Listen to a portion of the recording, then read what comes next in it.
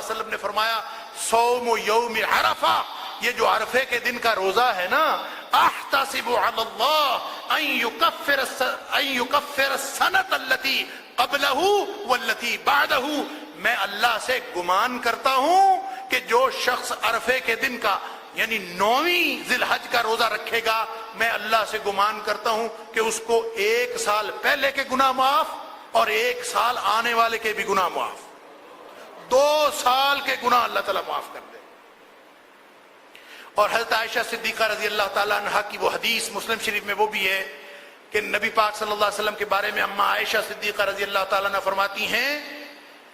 کہ میں نے ما رأیت النبی صلی اللہ علیہ وآلہ وسلم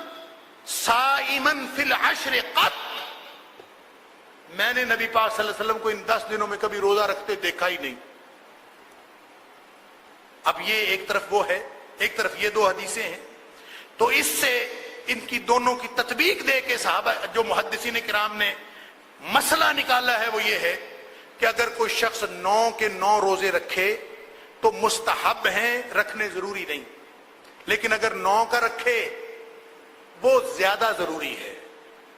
اور اس کو یوم عرفہ کا چونکہ لفظ ہے، لہذا بہت سارے مفتیان نے پاکستان میں یہ فتویٰ دیا ہوا ہے کہ یوم عرفہ تو سعودی عرب میں ہوتا، عرفہ یہاں تو نہیں ہوتا، تو چونکہ عرفہ سعودی عرب میں ہوتا ہے لہذا یوم عرفہ سے مراد وہ دن ہے جب وہاں پہ عرفہ ہو رہا ہو، یعنی ان کی 9 تاریخ۔ ایک تو بات یہ کہ یہ 9 ذی الحجہ کے خلاف ہے یہ بات، پھر 9 ہمارے اور ہیں، سعودی عرب کے 9 اور ہیں۔ اگر ہم یہ کہیں تو مقام کے اعتبار سے توقیت تو بدلتی رہتی ہے، ہم سعودی عرب کے ساتھ سحری اور افطاری نہیں کر سکتے، سعودی عرب کے نمازوں کے اوقات پہ نماز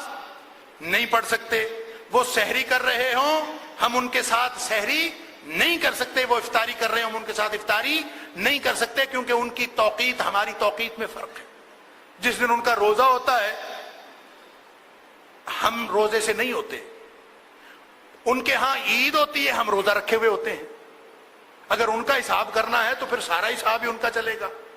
تو وہ چونکہ چل نہیں سکتا اس لیے یہ خواہ مخمسے میں ڈالنے والی بات ہے اپنے آپ۔ ان کا حساب ان کا، ہمارا حساب اپنا۔